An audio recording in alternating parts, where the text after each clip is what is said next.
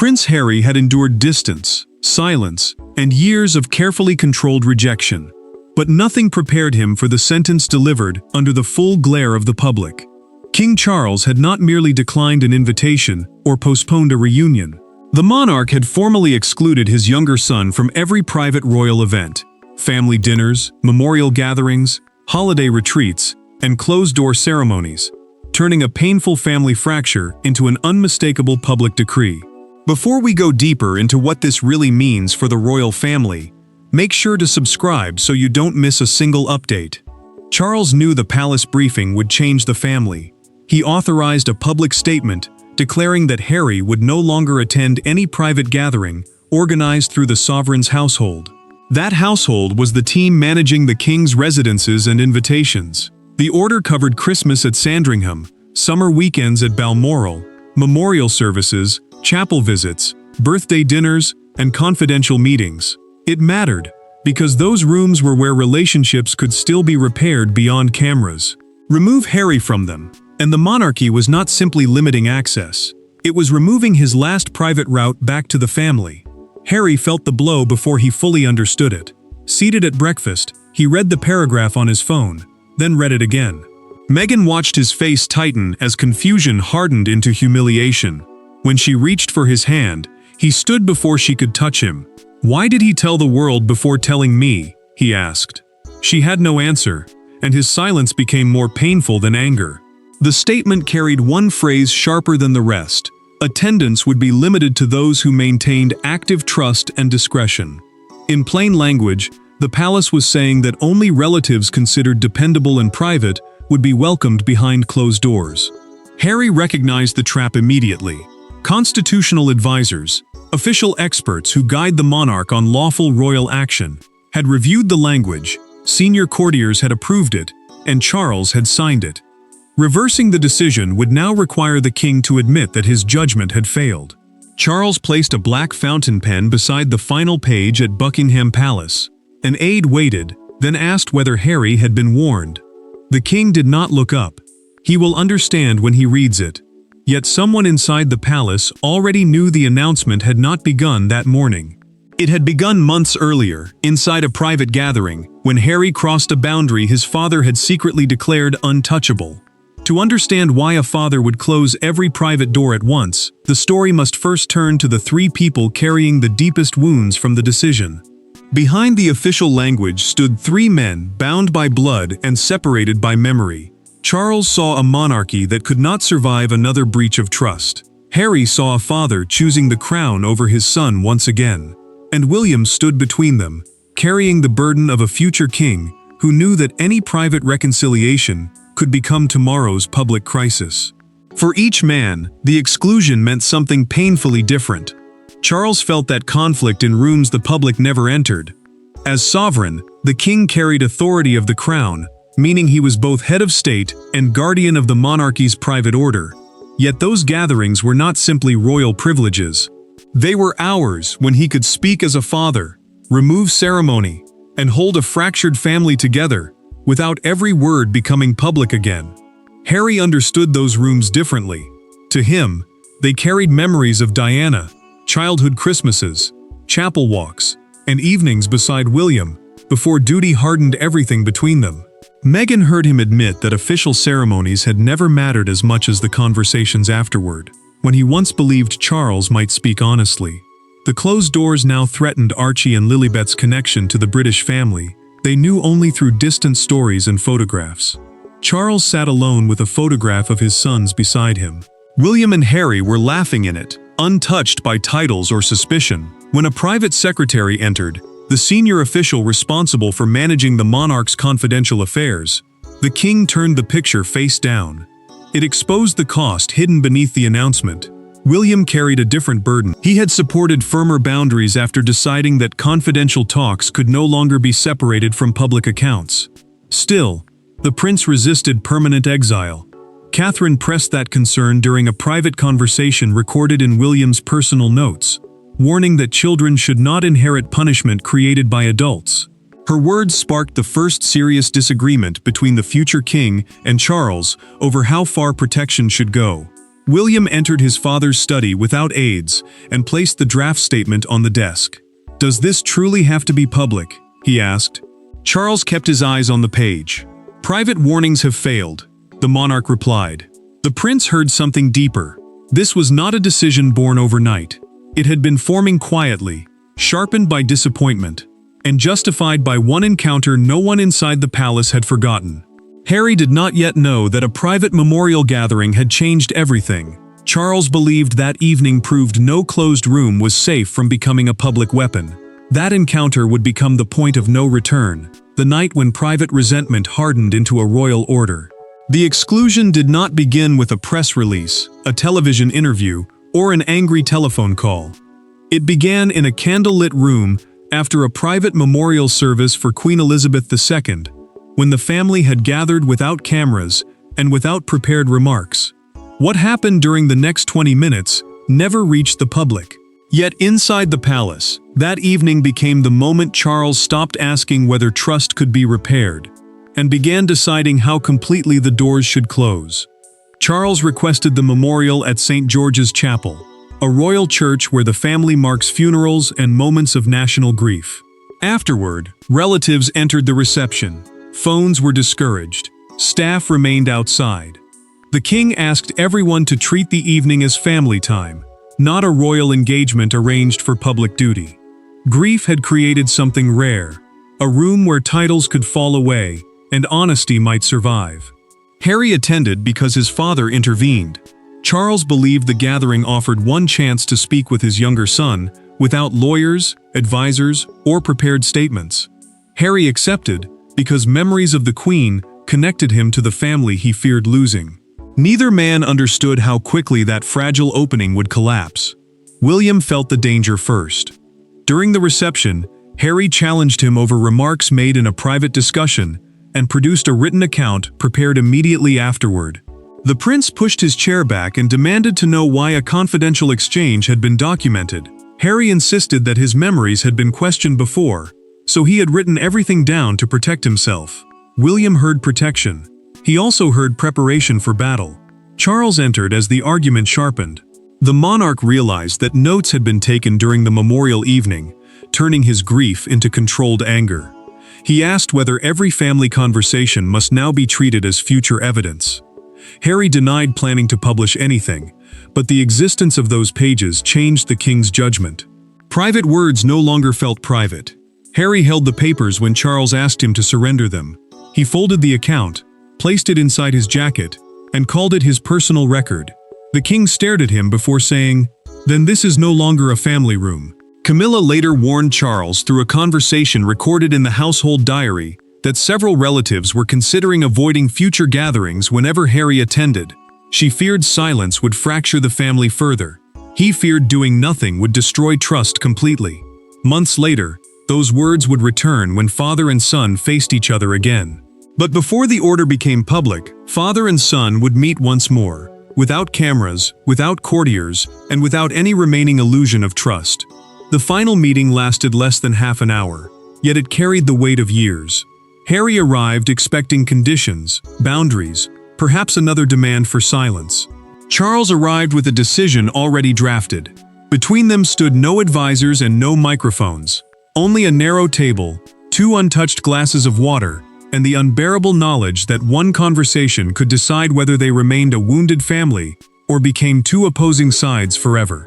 Charles summoned his son to Clarence House shortly before the public announcement. The residence served as the king's working home, where private meetings could happen beyond the ceremony of Buckingham Palace.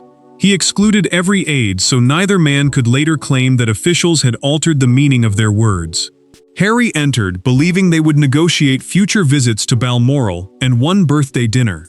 He did not realize he was about to defend his place inside the family itself. Charles spoke first. He said he no longer knew which version of their conversations would remain private. Harry answered that secrecy had often protected palace briefings while silencing him. The king called that accusation unfair. His son called the coming statement cruel. Years of restrained anger tightened every sentence, until Harry finally asked whether Charles was excluding him as sovereign or rejecting him as a father. Charles lost his composure for a second. "I no longer know how to separate them," he admitted. Then the monarch revealed that 3 senior relatives had refused to attend private gatherings whenever Harry was present. He withheld their names, leaving his son to wonder who now feared sharing a room with him. Harry pressed harder and learned something unexpected. William had not demanded complete exclusion. The prince had proposed controlled contact, advance agreements, and limits protecting confidential discussions. Charles rejected those half measures after Windsor, because he believed another warning would only delay the same crisis. Harry rose and gripped the back of his chair. He demanded that his father look directly at him while delivering the verdict. Charles stood. "You will not enter private family gatherings while I remain responsible for protecting them." Harry's anger collapsed into He asked whether Archie and Lilibet were unwelcome too. The king paused, then said the children were not condemned, but their access could not be separated from the conflict surrounding their parents. That answer wounded Harry more deeply than the order itself. Harry left convinced the decision belonged entirely to Charles. He did not know that a quiet circle inside the household had shaped every word. The king had spoken with the authority of a father pushed beyond trust, but the machinery behind his verdict reached far deeper than one wounded relationship. Royal decisions rarely emerge from a single voice, even when only one signature appears beneath them. Behind Charles stood a small circle that had studied invitations, private correspondence, security concerns, and years of broken communication. Some wanted a temporary pause, others demanded a permanent barrier. Yet as the final language took shape, one uncomfortable truth became clear. The exclusion was not designed merely to punish Harry. It was designed to reassure everyone who feared being alone in a room with him. Charles held the final authority because invitations issued through his private household belonged to the sovereign's personal control. That household meant the staff managing the king's residences, schedules, and confidential family arrangements. The rule mattered because gatherings at Sandringham, Balmoral, and Windsor operated under royal security. Whoever controlled access controlled where private trust could still exist. William entered the consultation believing limits could protect the family without ending it. Beside him sat Charles, the private secretary, the Lord Chamberlain, and a senior security advisor. The Lord Chamberlain was the official who supervised major royal household matters, while the advisor judged whether Harry's presence created manageable risk. Together, they considered whether one son could attend without destabilizing everyone else. William resisted wording that sounded permanent. He reminded his father that Harry remained his son, and that an irreversible order could destroy the last path toward reconciliation. Charles heard hesitation and felt betrayed. The king accused the heir of avoiding a burden he would one day inherit. The prince answered that defending the monarchy should never require pretending blood no longer mattered. The security advisor delivered the coldest finding. Harry posed no physical danger. The danger was informational trust, whether relatives could speak freely, whether grief could remain private, and whether intimate exchanges might later be quoted, documented, or reconstructed. That distinction mattered, because the family was not afraid of Harry entering the room. They were afraid of what might leave it. The Lord Chamberlain proposed the phrase, active trust and discretion. It converted personal pain into a formal standard the palace could defend without listing every grievance. Charles accepted it because uncertainty had allowed fear to spread. Catherine waited outside after William requested her presence. When he emerged holding the final draft, she asked whether any path back remained. He folded the page and admitted there was no review date, no timetable, and no condition for return. Charles signed because a hard boundary promised stability, even if it made healing almost impossible. Harry would soon discover how quickly that boundary could move. Within hours, the palace wording would move from paper into reality, erasing Harry from traditions he had believed no decree could take away. The announcement was painful. The silence that followed was worse. No argument came from the palace, no private reassurance softened the wording, and no family member publicly challenged the king. Then the consequences began arriving one by one, not through dramatic proclamations, but through missing messages, altered seating plans, and invitations that never appeared. Harry had been told he was outside the private circle. Now he was forced to watch the family continue without him. Harry saw the first consequence in the Sandringham Christmas schedule. His name had vanished from the family arrival plan, the private church seating, Christmas Eve dinner, and the Boxing Day gathering. Sandringham was the monarch's Norfolk estate, where the family traditionally spent Christmas beyond most official ceremony. Losing those days mattered, because they held childhood memories, shared routines, and the few informal hours when royal relatives could speak without public scripts. Another removal followed, before Harry had decided whether he would attend. The household erased him from a Balmoral weekend commemorating Queen Elizabeth's life. Balmoral was the Scottish royal estate used for private summer gatherings. The decision cut deeper, because it excluded him not only from celebration, but from grief. The place where memory became family rather than duty. Harry checked his phone after learning Charles had spoken privately with William and other relatives. No one called to challenge the exclusion. No one asked how he was coping. Meghan urged him not to chase acceptance from people who had publicly withdrawn it. He answered that choosing to walk away was not the same as hearing a locked door close behind him. A cousin finally sent a brief private message. Sympathy filled the words, but so did fear. The relative admitted that meeting Harry unofficially could be seen as defying the king. That warning exposed the order's hidden power. It did not only control invitations, it made affection feel dangerous. Harry then discovered that private memorials inside royal residences were also closed to him. He could attend certain public ceremonies through formal invitation, yet he could not join the family afterward, when grief became personal and titles fell silent. An embossed envelope arrived from Britain. Harry opened it expecting a letter from Charles. Instead, a formal notice stated that requests to visit occupied royal residences must pass through the household office. He tore the envelope, then carefully returned the letter inside. Charles learned that his son had received it and asked whether he had replied. When told there was only silence, the monarch turned away and dismissed the room. The palace had reduced their relationship to rules and permissions, but one late-night conversation would force William and Harry to speak as brothers again. There were no advisors listening, no statement being prepared, and no promise that either brother would forgive the other. William called because silence had begun to feel like cowardice. Harry answered because anger had not erased memory. For the first time since the exclusion became public, they spoke without Charles, without palace officials, and without the expectation that one conversation could repair everything. What emerged was not reconciliation, but something more honest than either had offered in years. William called late after learning that his brother had received the formal residence access notice.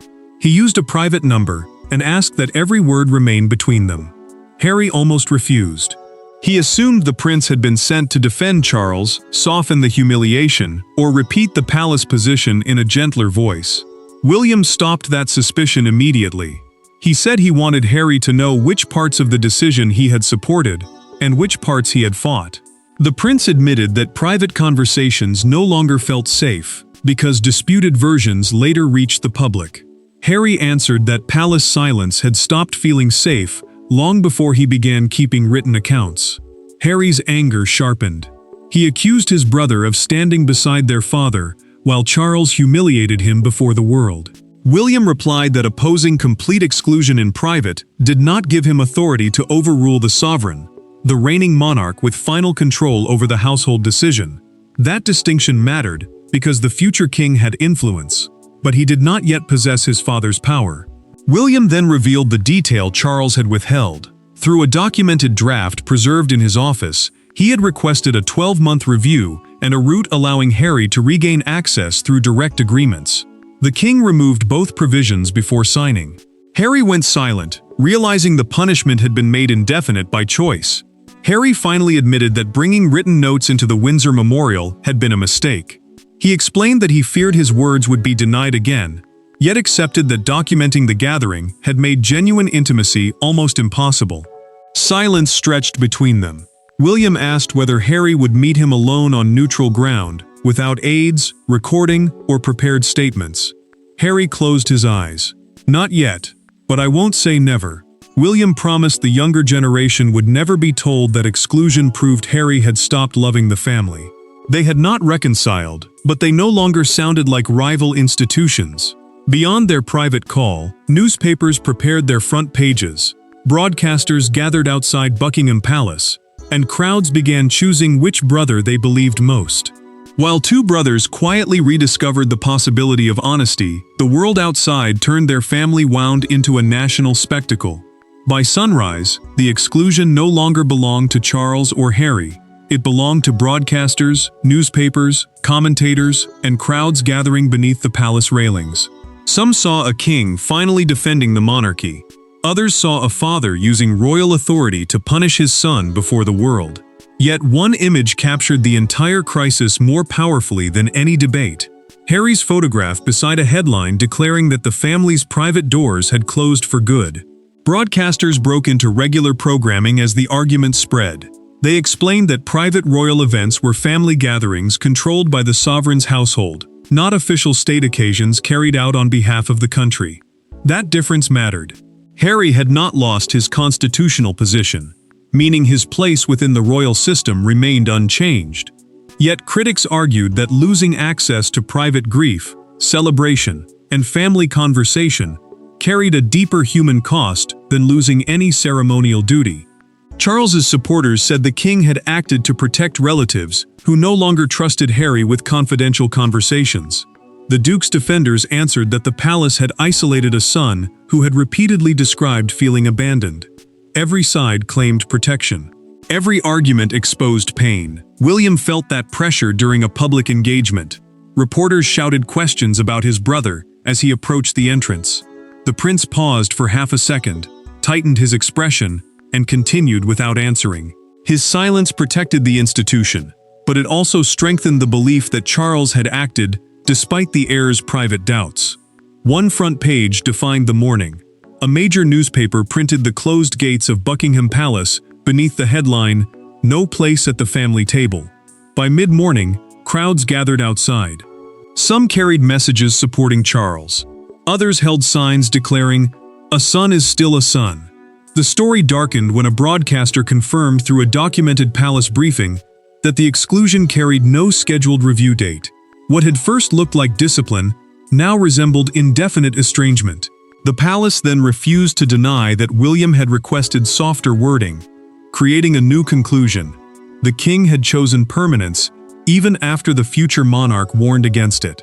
Charles watched the crowd footage without sound at Clarence House. Camilla asked whether he wanted the television switched off. He shook his head. When a child placed a handwritten note near the gates, the monarch kept watching. Public opinion remained divided, but headlines could not decide what the rupture meant. That verdict would come only when Charles, Harry, and William accepted what could no longer be undone. When the cameras moved on and the crowds disappeared, the monarchy was left with the consequence no statement could disguise. A family boundary had become a permanent historical judgment. In the end, there was no dramatic reversal, no surprise invitation, and no carefully staged reunion. Charles did not withdraw the order. Harry did not apologize publicly for the years that preceded it. William did not pretend the brothers had healed. The exclusion remained in force, firm and unmistakable. Yet its true meaning was larger than a guest list. It revealed what happens when a monarchy protects trust through distance, and when a family discovers that boundaries can preserve peace while destroying belonging. Charles kept the exclusion in place. Harry could attend approved public occasions, but private events controlled through the king's household remained closed. That household was the team managing the monarch's residences, invitations, and confidential family arrangements. The palace adopted silence. Officials stopped discussing invitations, preventing fresh humiliation whenever a family event approached. Harry remained absent from rooms where birthdays were marked, grief was shared, and relationships were repaired. Harry stopped requesting access. He accepted that forcing his way back would deepen the wound, and decided any future relationship with Charles must begin through direct contact, not palace permission. The king faced a harder truth. The order protected the household, but brought no victory. He had secured privacy while losing the comfort of gathering both sons beneath one roof. William maintained occasional contact under the understanding created during their private call. The brothers did not recover their old closeness, but neither allowed silence to become their inheritance. His task was ensuring protection never hardened into cruelty for another generation. Charles sat with the exclusion statement beside an unanswered letter from Harry. He placed the official document inside a red box, the secure case used for the sovereign's state papers, but left the letter on his desk. The gesture separated the king's settled verdict from the father's unresolved grief. The monarchy gained stability. Relatives returned to gatherings without fearing private words would escape. Institutionally, the decision succeeded. Personally, everyone paid. Harry lost belonging. Charles lost closeness. William inherited the consequences. Royal authority could control access, residences, schedules, and ceremonies. It could not command forgiveness or decide whether love survived beyond a closed door. Harry's private royal life ended because trust became the price of entry. The crown endured, protected and disciplined. The family endured too, but in separate worlds, accepting peace through distance rather than reconciliation. And so the palace doors remained closed, not as a temporary warning, but as the final boundary between the family Harry was born into and the life he was now forced to build beyond it. Thanks for watching. Please don't forget to like and subscribe, and we will see you in next one.